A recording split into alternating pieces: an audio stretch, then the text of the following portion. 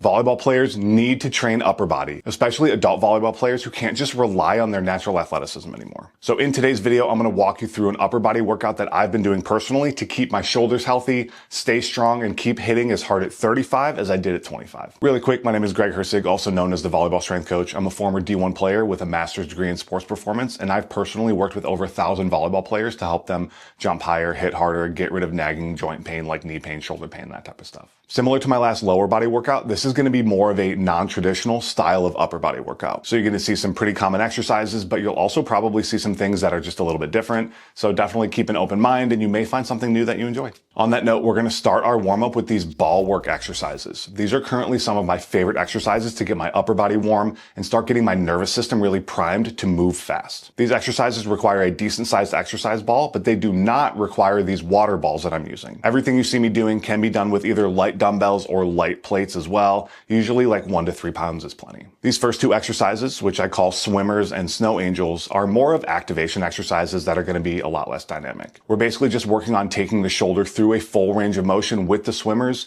focusing on the back side of our muscles like our rear delts and upper back. And then the snow angels are more focused on the front side of our muscles like our front delts and our pecs. I did 2 sets of 10 of each as my first warm-up exercise, just really focusing on squeezing the targeted muscles and getting as big of a range of motion as I could through the shoulder joint. Next, I moved on to more dynamic ball work type of movements. These overhead pulses are really good at increasing overhead stability at the contact point for volleyball, but you do need to be very careful because it would be very easy to hurt your shoulder doing these. Start slow, start with a small range of motion, and don't start too far over your head. I could see it being very easy to actually dislocate your shoulder if done improperly. These shoulder flexion and extensions are great at getting your shoulder muscles super warmed up to move fast and priming your nervous system. So sit on the ball, elevate your heels, and lean forward so about 80% of your weight is on your feet and about 20% of your weight is on the ball. As you do them, start slow and then try to speed up every rep until you feel yourself start to slow down, at which point you should stop. The point of this is to move fast, so if you start slowing down, then we're actually defeating the purpose. I did 2 sets of each of those exercises without a specific rep range and just working on finding those fast reps. Next, I wanted a little bit more of dynamic power, so I went to these alternating mace halos. These are extremely specific to volleyball, and you can see that they pretty well mimic the arm swing pattern. They also help directly train a lot of the muscles involved, like the abs, the lats, and the triceps. You want to make sure you maintain control of the weight in the front, and in the back, really try to let your elbows go as high as possible to really open up that shoulder so you can get into that patient elbow hitting position. As with all of these more dynamic overhead movements, make sure you start light so you're safe. Unfortunately, there's not a super good alternative to this exercise if you don't have a mace, so the best thing would be something like an alternating halos with a plate or a kettlebell. You don't get the benefit of having to move that long lever of the mace, but you are basically doing the same movement. I did 3 sets of 5 on each side, increasing in load until I found something that was challenging, but I could still maintain really good technique quality. Now, for some of the more traditional exercises for our main strength work, I paired barbell rows with a barbell strict press. Obviously, you should be able to row a lot more weight than you can strict press, so I either did more reps with the same weight on rows, or I just added more weight to my last couple sets. We give all of our one-on-one clients a sheet with goals based on their body weight for all of the main compound lifts, and so we want strict press to be about 60% of your body weight for a 1 rep max, and we want barbell rows to be about body weight for 5 reps. Meaning a 180-pound athlete would be able to do 180 pounds for 5 reps on barbell rows and around 108 pounds on a strict press. And to be honest, I think I might need to increase that strict press goal because that's often one of the first ones that people hit. Given that this is a strict press, you want to make sure that you're not using any leg drive to help you, and make sure your glutes and core are super tight as you press to prevent excessive leaning and help protect your lower back. For rows, the bar is to get the barbell below your knees on the way down and then up to about belly button level on the way up, making sure you're not shrugging your shoulders so that your lats are doing most of the work instead of dumping the weight onto your traps. Volleyball is a very shruggy sport by nature, so we want to make sure that we're very diligent about not defaulting to that shrugged position on back exercises that are meant to be more for your lats. So I did 4 sets of 5 reps on the strict press and 4 sets of 10 reps on the rows. You could also very easily just not superset those exercises and do them independently of each other. They don't have to be done back to back like I did.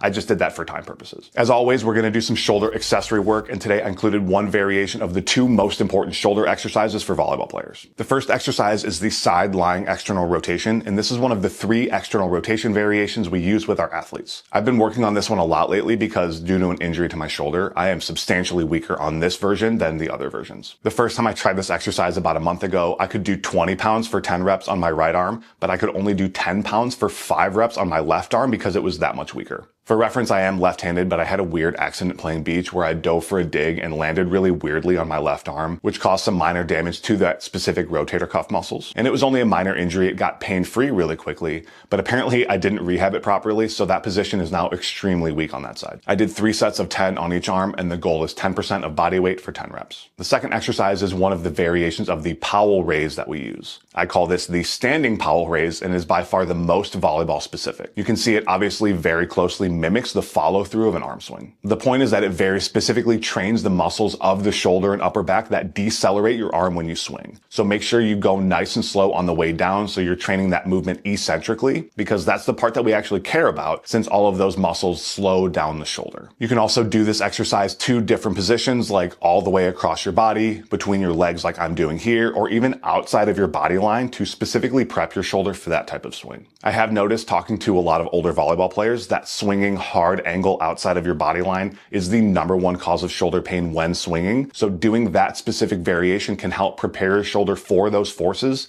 and hopefully help you stay healthier longer. I also did 3 sets of 10 on each arm, and the goal here is also 10% of body weight for 10 reps. Finally, we're going to head back to the exercise ball for our core work. I love using the exercise ball to train core because you can get a very dynamic stimulus and challenge your body in ways you can't really do with many other pieces of equipment. The perfect example of these is these oblique twists, where you're rolling your knees on the ball, twisting your lower body side to side and using your obliques to pull you back up to neutral. You're also working on your arms and shoulders to help you stabilize yourself on the ball, so it's a good full body stimulus while being very dynamic. Start really slow with these until you find the technique, and then over time you can work on speeding this up. This is going to increase your rotational speed, and that's going to allow you to hit harder. Second is the exercise ball V-up. This is by no means a new exercise, but it's still a great utilization of the exercise ball, because it forces you to squeeze with your arms at the top half of the movement, and it forces you to squeeze with your adductors on the leg half of the movement. The adductors are criminally undertrained, so anytime we can add a little bit of stimulus to them, it's going to be beneficial. On that note, the last exercise is these adductor twists, which I also sometimes call windshield wipers. Again, you're focusing on squeezing the ball between your feet and getting a nice isometric stimulus in your adductors,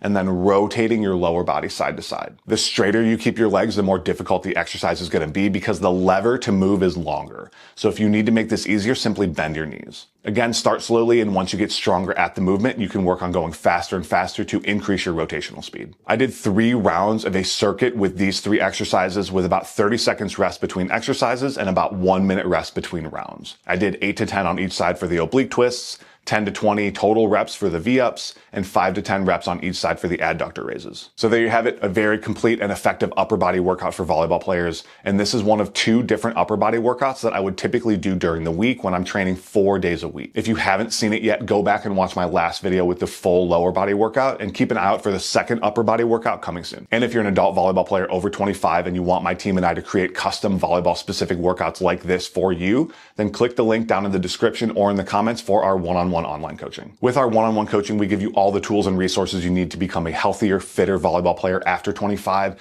including a custom workout program, personalized nutrition coaching, weekly one-on-one and group calls, and volleyball film review to help you become a better overall player. So if that sounds interesting, click the link in the description to apply to work with us. Or you can click the other link to join our workout membership and get access to 9 different volleyball specific workout programs through our app. Finally, make sure you like and subscribe, and leave a comment down below if you like this style of workout, or if you'd rather see me do more of a live mic'd up style of workout.